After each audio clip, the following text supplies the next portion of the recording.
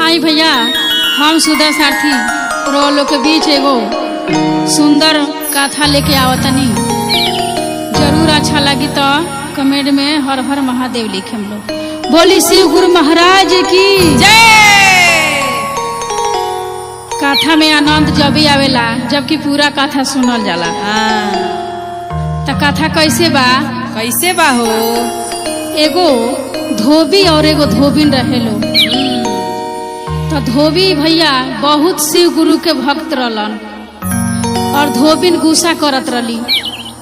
जब भी शिव गुरु के सुमरन करत रहलन धोबी भैया, तो धोबिन गुस्सा करत रही, कहत रही कि जब भी काम पड़ता है तो ये नमः शिवा करने बैठ जाते हैं।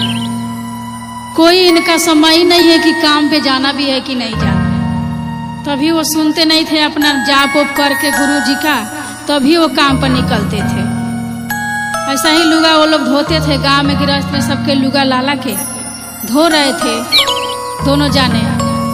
तो शिव गुरु हमारे पार्वती जी रास्ते से जा रहे थे और वो लोग उसी रास्ते से आ रहे थे लुगा धोने के लिए लेके। तो पार्वती जी बोली हमारे भोलेनाथ जी से कि हे गुरु जी, आप तो भरले के भरते हैं और जरले को जाते हैं। ये लोग कितने दिन से एक लुगा धो रहे हैं, अपना रोजी रोटी चला रहे हैं।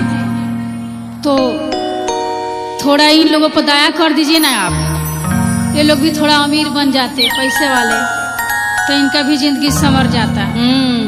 तो भोला जी बोले कि चलो, औरत जात अबला होती है, तुम्हें क्या समझ है, किसको क्या देना है और कितना देना है वो मुझे पता है ना। फिर पार्वती जी बोली कि कुछ भी कहिए आप, लेकिन जरूर उन लोग से पूछिए एक बार कि क्या मांगते हो। तो वो बोले कि महटिया तो रहे थे भोलेनाथ जी, लेकिन फिर बोले कि चलो एक बार पार्वती जी की बात मान ही लेता हूँ। तो दोनों जाने जा रहे थे लुगा धोने, तो रास्ते में मिले भोलेनाथ जी। तो नमः शिवाय करते धोबी हम हर काम करते थे। तो जब ये रास्ते में अपना रूप बदल के पार्वती जी और भोलेनाथ जी मिले, तो भोलेनाथ जी बोले धोबी से कि तुम इस रोजी रोटी से कितना कमा लेते हो? तो धोबी भैया बोले कि जितना वक्त कमा लेता हूँ अपना खाने पीने लायक कमा लेता हूँ, तो कुछ भी मांगो मुझसे, भोलेनाथ जी बोले।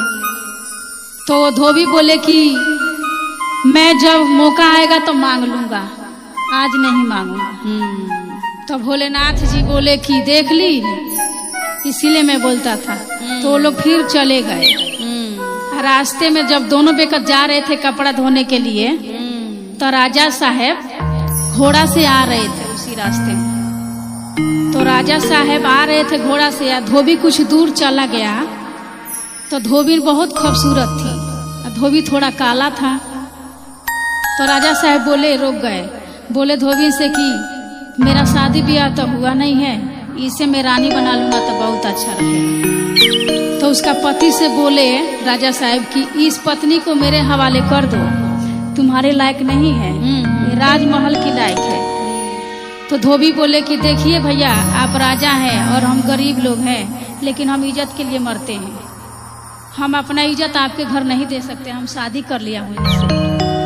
धोबी चले गए कह के। लेकिन अब राजा साहब सोचे कि औरत तो अबला जात है, इसे किसी तरह बहला फुसला के अपना जाल में फंसा लेता हूँ कि ये जरूर राजी हो जाएगी शादी के लिए। तो रानी साहब के बोले राजा जी कि धोबी के काम करता रू, हमारा संग चल रानी बना के राखे। एक बार अपन शक्कर है ऐनक में देख लो कि तू धोबी के लायक नहीं खू। हमरा राजमहल में राजा घोड़ा हाथी नौकर चाकर सोना चांदी पर बैठबू, ये का धोबी संगे संगे रोड में घूमता रू से हमरा संगे चलो, तारा के राजो पाठ तारा नाम पर कर दे। औरत तो औरतें होले, लालच में आ गईली और घोड़ा पर बैठ के राजा साहब के संगे चल गईली। और धोबी रोए लगलन कि हे शिव गुरु, देख ली इ नतीजा, माना कैले के बाद भी लालची औरत हमरा के धोखा दे के चल गई। तो हम रउआ के सुमरतानी आ जौन रउआ बर एक बार पूछनी कि का मांगब तो उ आज हमरा समय बा हम मांगतानी रउआ से। तो शिव गुरु वही रास्ता से फिर जात रहनी सुमरत रहलन तो नमन करत रहलन तो फिर गइलन धोबी और कहलन कि हे बाबा जौन रउआ बर देवे के चाहत रहनी तन उ आज बर मांगे के हमरा समय आई बा, हमरा के उ बर दे दी। तो शिव गुरु हमार कहने की का बर चाहिए तो इहे चाहिए कि जौन औरत पर हम खुद से ज्यादा भरोसा कैले रहनी उ एगो राजा के संग चल गई लालच में, ओकरा के ऐसन करी कि सुअर बना दी। तो भोलेनाथ के कृपा उ तो चोरों के सुनेलन आ साधु के सुनेलन और झूठों के सुनेलन और साचों के सुनेलन, क्योंकि भगवान तो भगवान हो। तो भोलेनाथ ओकरा के सुअर बना देनी खूब सुंदर पत्नी के। और राजा साहब तो स्पीड में लेके जाता रहन जब तो शादी रचाए बहुत खूबसूरत पत्नी मिल गई हमरा। जब लेके गइलन द्वार पर राजा साहब घोड़ा के और पीछा सुअर बैठल बिया तो सारा नौकर चाकर रोक के कहता गेट खोलता रोकता, राजा साहब पीछा का बैठा के लेके चला होता जय कहाए के राजा और सुअर पीछा बैठा ले बनी। तो राजा साहब कहता नहीं कि ज्यादा बोलना लोग तो तलवार काट देंगे गाला। देख रहे हो ना राजा के एगो जवान लड़ा रहे हो, रानी साहब के लेके आ रहे हो शादी की तैयारी करो। तो दूसरा नौकर बोला कि रानी लेके आ रहे हैं कि सुअर लेके आ रहे हैं। तो राजा साहब फिर गुस्सा हो गए कि जे ज्यादा बोले ना तो वही कह रहा हूँ कि उसका कहा वो तुम्हारा भी कर दूंगा। तो वो बोला कि ठीक है राजा साहब अभी मेरे गाला काट दीजिए, लेकिन एक बार आप पलट के देखिए कि आप क्या बैठा के लेके आ रहे हैं। तो राजा साहब उतरे घोड़ा से और देखे कि सच में सुअर बैठी है मेरे पीछे। तो लात मार के राजा साहब उसको गिरा दिए नीचे। और अब ये सुअर जोन में आ गई तो बोलेगी कैसे। अब अपना मन में रो रही है, सुन सुन के जा रही है अपने पति के पास। तो कह रही है कि मैं ऐसे ऐसे हो गई, गलती माफ कर दो, अब से नहीं होगा गलती। लेकिन वो पति तो उसका समझ में भाषा आ नहीं रहा है। जो जानवर बन जाता है इंसान थोड़ी समझेगा कि क्या बोल रही है, कैसे कैसे जा रही है। लेकिन जब जब उसका पति नमः शिवाय बोलता था ना तो ये उसके पास बैठ के सुनती थी। इतना उसने अच्छा काम किया था। तो ये बोली थी कि हे शिव गुरु हम तो बहुत जलते थे आपके नमः शिवाय से, लेकिन इतना सुमीर नहीं हूँ कि आप मुझे जैसे थी वैसे बना दीजिए। हमसे गलती कभी नहीं होगा अब जिंदगी में।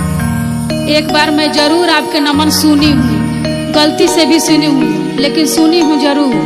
मेरा पति जब करते थे तो पहले बार जिंदगी में गलती करी हूँ, तो मुझे फिर से आदमी बना दीजिए हे शिव गुरु। तो पार्वती जी बोली कि सुन रहे हैं ना भोलेनाथ जी। तो भोलेनाथ सुने कि हाँ मैं तो सुन रहा हूँ, लेकिन मैं जो लीला देखता हूँ तो तुम उस पर विश्वास नहीं करती हो, बार बार बीच में टांग लड़ा देती हो कि कर दीजिए शिव कर दीजिए, देखिए उसका नतीजा। तो बोली कि चलिए भोलेनाथ, एक बार तो गलती हर इंसान से होता है ना, तो उसी तरह धोबिन के भी माफ कर दीजिए आप। तो भोलेनाथ बोले कि ठीक है। जब भोलेनाथ फिर सुमरली नमः शिवाय के जाप कैली तो फिर भोलेनाथ आदमी बना दिलन, जेंग रहली जय बना दिलन। तो दोनों पति पत्नी फिर जौन रोजी रोटी रहे उ रोजी रोटी अपने अपना लाग गई लो। और कहल लो कि जो भी शिव गुरु का शिष्य होई, गुरु भैया गुरु बहिना, तो ऐसन लालच कबो जिंदगी में ना करी। लालच के बुरा अंजामे होला। बहुत बढ़िया संदेश बा। शिव गुरु के चरणों में कोटि कोटि प्रणाम, माँ भवानी के चरणों में प्रणाम। लालची औरत के ये रहे का था, लालच जिंदगी में कबो मत करम लोग। बोली हर हर महादेव की।